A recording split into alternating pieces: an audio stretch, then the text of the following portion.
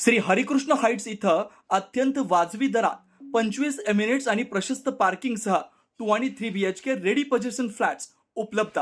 बुकिंगसाठी संपर्क पार्श्वनाथ प्रोजेक्ट 9090 78 78 33। मला धक्काबुक्की केली आणि 2-3 कानाखाली मारले। त्याच्यानंतर मी मोबाईल काढून व्हिडिओ काढायला लागलो। मोबाईल हिसकावण्याचा प्रयत्न केला आणि मोबाईलमध्ये व्हिडिओमध्ये पण आलेले की त्यांनी मला किती जास्त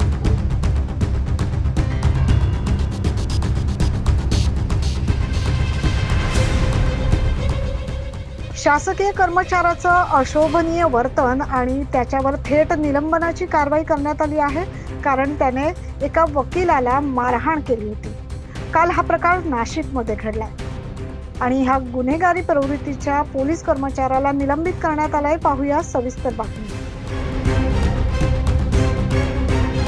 आत्महत्या केलेल्या एका व्यक्तीची माहिती मागितल्याच्या रागातून जिल्हा रुग्णालयाच्या पोलीस चौकीत कार्यरत असलेल्या पोलीस कर्मचाऱ्याने या वकिलाला बेदम मारहाण केल्याचा धक्कादायक प्रकार काल दुपारच्या सुमारास घडला।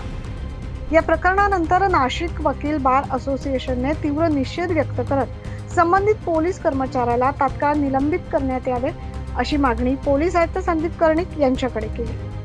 आयुक्तांनी सदर घटनेची तात्काळ दखल घेत सरकारवाडा पोलीस ठाण्याचे पोलीस अंमलदार विश्वजित राणे यांना शासकीय सेवेतून निलंबित केले। ॲडव्होकेट तुषार दोंदे यांचे सहकारी कामगार श्रीकांत नावंदर यांनी आत्महत्या केल्याच्या घटनेनंतर ॲडव्होकेट दोंदे हे जिल्हा रुग्णालयात गेले होते। यावेळी त्यांनी पोलीस चौकीत कर्तव्यावर असलेल्या अंमलदार राणे यांच्याकडे घटनेसंबंधी कागदपत्रे मागितली। त्याचा राग आल्याने राणे यांनी ॲडव्होकेट दोंदे यांना मारहाण केली।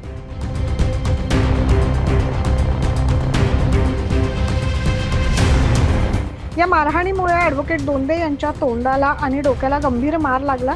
मात्र शासकीय सेवेत असलेल्या कर्मचाऱ्यांनी असं अशोभनीय वर्तन करणं हे अतिशय चुकीचं आहे, ही चर्चा नाशिकमध्ये सुरू आहे आणि अशा गुन्हेगारी प्रवृत्तीच्या पोलीस कर्मचाऱ्याला आज निलंबित करण्यात आलंय।